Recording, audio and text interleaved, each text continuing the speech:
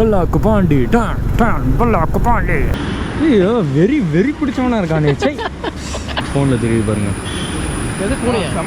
ஃபோனில் தெரியுது பாருங்கன்னு. Hi friends. Hi friends. அதுக்கப்புறம் சொல்லு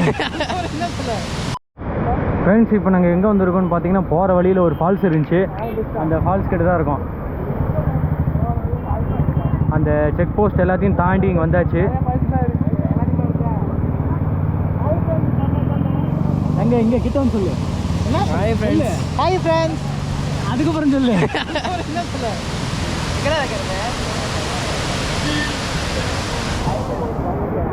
இன்னும் தண்ணி பயங்கரமாக வருதுங்க. இன்னும் நிறைய பேர் நல்லா இருக்காங்க.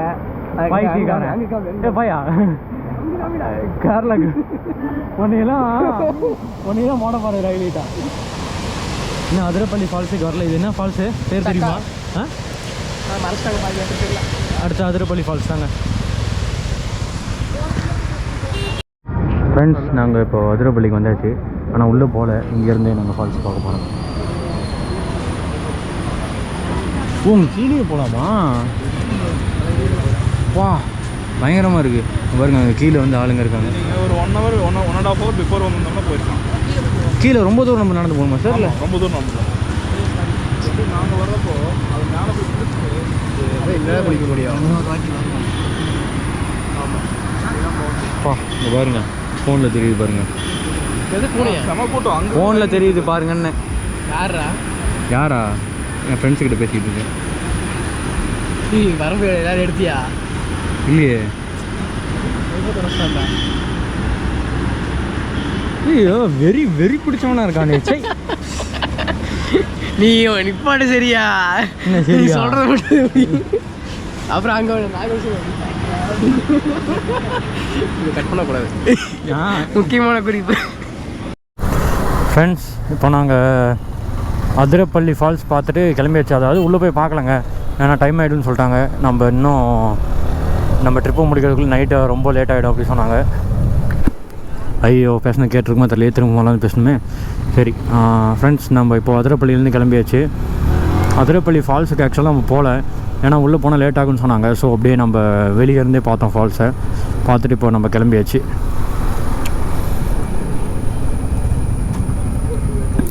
பயங்கர ரஷ்ஷுங்க இங்கெல்லாம். இவ்வளோ கூட்டமாக இருக்குது.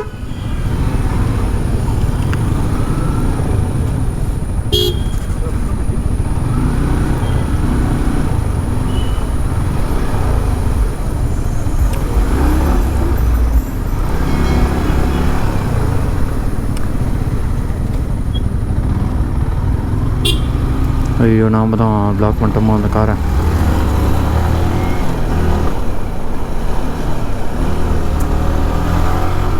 அவ்வளோதாங்க. இப்போ நெக்ஸ்ட்டு திருச்சூர், அப்புறம் பாலக்காடு. நடுவில் பீச்சு டைம் இருந்தால் பீச்சுக்கு போகலான்னு சொன்னாங்க. என்னான்னு பார்ப்போங்க.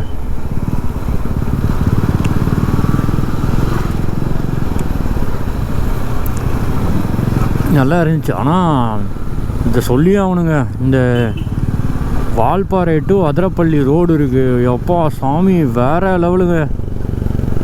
வர வழியில் நல்லா யானை, அப்புறம் மான் எல்லாம் பார்த்து. யானை நாங்கள் பார்க்கல, இவங்க பார்த்துருக்காங்க. நான் மான் பார்த்தோம். மான் பக்கத்துலேயே வந்து பிஸ்கெட்லாம் கொடுத்தோம் நாங்கள். வேறு லெவலில் இருந்துச்சு. அந்த வழி இருக்குது எப்பா பயங்கரங்க. இன்னொரு தடவை வரணும் கண்டிப்பாக. நல்லா செம்ம த்ரில்லிங்காக அப்படியே ஒரே நல்லா பயங்கர ஃபாரஸ்ட்டு, அப்படியே ஒரு அடர்ந்த காட்டுக்குள்ளே போன மாதிரி. மசனக்குடியை விட சூப்பராக இருந்துச்சு. மசனக்குடி பார்த்திங்கன்னா இந்த மாதிரி மெயின் ரோடாக இருக்கும். ஆனால் இது பார்த்திங்கன்னா அப்படியே சின்னூன் ரோடு தான். சின்னூன் ரோடு தான் வேறு லெவலில் இருந்துச்சு. அதெல்லாம் சொல்ல வார்த்தையே இல்லை. நாங்கள் நின்று அப்படியே ஒரு இதாக ஃபோட்டோ எடுத்துகிட்டு, அப்புறம் நல்லா அந்த ஃபாக் இருக்க இடத்துலலாம், மிஸ்ட் இருக்க இடத்துலலாம் நின்று வீடியோலாம் எடுத்துகிட்டு அப்படியே மெதுவாக போயிட்டுருக்கோங்க. நம்ம அதிரப்பள்ளி வரவே இப்போ டைம் என்ன 3:50 ஆச்சுங்க. 4 ஆச்சு. இதுக்கே 4 ஆச்சு. இன்னும் நம்ம போகிறதுக்கு வந்து லேட் ஆகிடும்னு நினைக்கிறேன். எப்படி பார்த்தாலும் ஒரு 8 ஆகிடும்.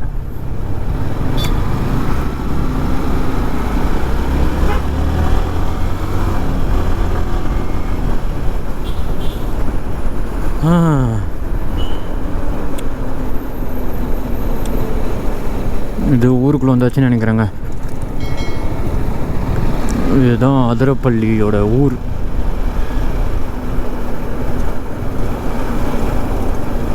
இப்போ நாங்கள் நெக்ஸ்ட்டு என்ன பண்ண போகிறோம்னு பார்த்தீங்கன்னா, போயிட்டு சாப்பிட போகிறோம். லஞ்சு சாப்பிட்டு 4 ஆச்சு. சாப்பிட்டுட்டு அப்புறம் வண்டி எடுத்தோம்னா ஸ்ட்ரைட்டாக கோயம்புத்தூர் தான். நடுவில் வழியெல்லாம் கொஞ்சம் அப்படியே பார்த்துட்டு இது கோயம்புத்தூர் தாங்க. உண்மையிலே இது அட்வென்ச்சர் ரைடாக பயங்கரமாக இருந்துச்சு. அந்த ரோடெல்லாம் இருக்குது, பயங்கர ஆஃப் ரோடுங்க.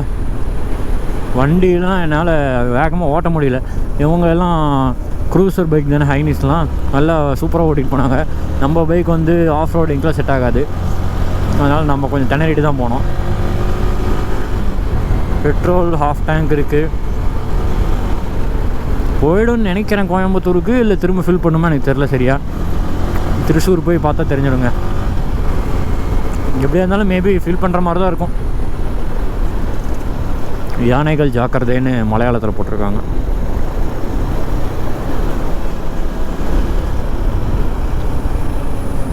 நான் ஓட்டுறேன் கூட.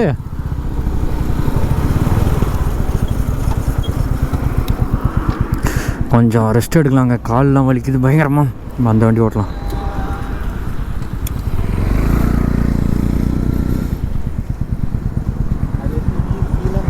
ஆமாம், கால் வலிக்குது, பண்ண ஓட்டு.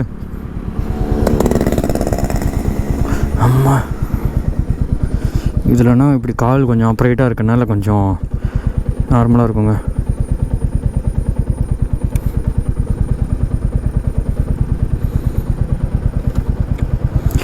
ஓட்டிடுவோண்ணா, ஓட்டிடும் நம்ம பையன்தான்.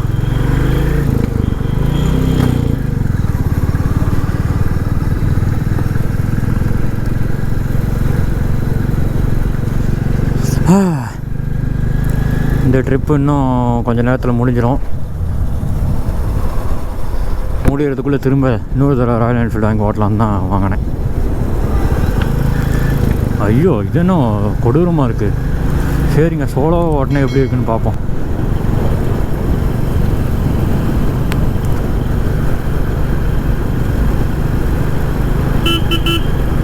அவங்க முன்னாடியே இருக்க ஹோட்டலில் போய் சாப்பிட்லான்னாங்க. என்னம்மா ஹோட்டல் வரல.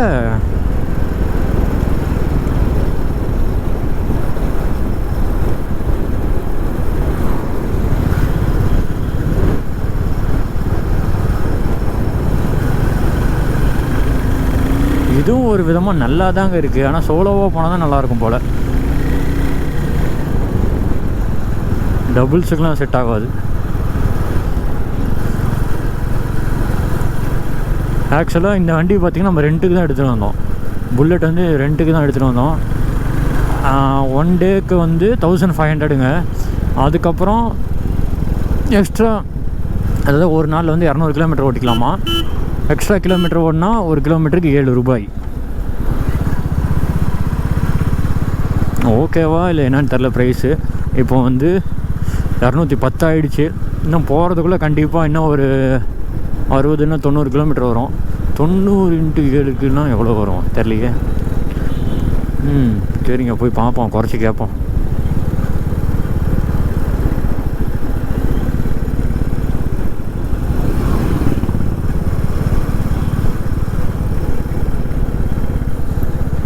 இதில் வந்து அந்த வண்டியில் ஒரு டிஸ்அட்வான்டேஜ் என்னென்னா, என்னால் ஓட்ட முடியல இல்லை, நம்ம R15 வந்து கார்னரிங் பண்ணுற மாதிரி இதை பண்ண முடியல.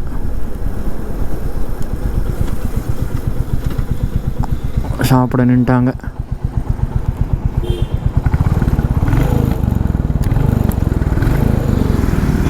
புட்டார்னு வெடிக்குது.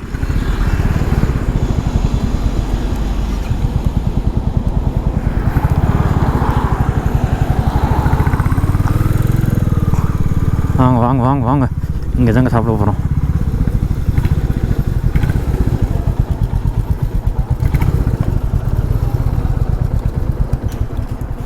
ஓட்ட முடியுதா?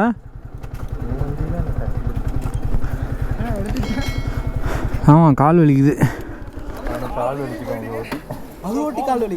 ஆமாம், சாப்பிட வந்துட்டோங்க. ஏதோ இந்த பேடு வலி வருது டைட்டாக இருக்கனால. எங்கே ரிமூவ் பண்ணுறது? இறங்கிட்டு ரிமூவ் பண்ணிக்கலாம். பேடு டைட் ஆகிடுச்சு நல்லா. இப்படி மடக்கிறப்போ முடியல, வலிக்குது இந்த இடத்துல. இந்த பேண்ட்டு போட்டிருக்கனால ரைடிங் பேண்ட். இதுவும் கொஞ்சம் டைட்டாக தான் இருக்குது. அப்பா முடியலங்க. கோமாளி. இப்படி மடக்கி இப்படி வச்சிருக்கனால வலிக்குது சார். இப்படி உள்ள இது இருக்கா? அதான் அந்த பேட் இருக்குது. ஆமாம், இவ்வளோ நீளம் இருக்குது. இதை வாங்கி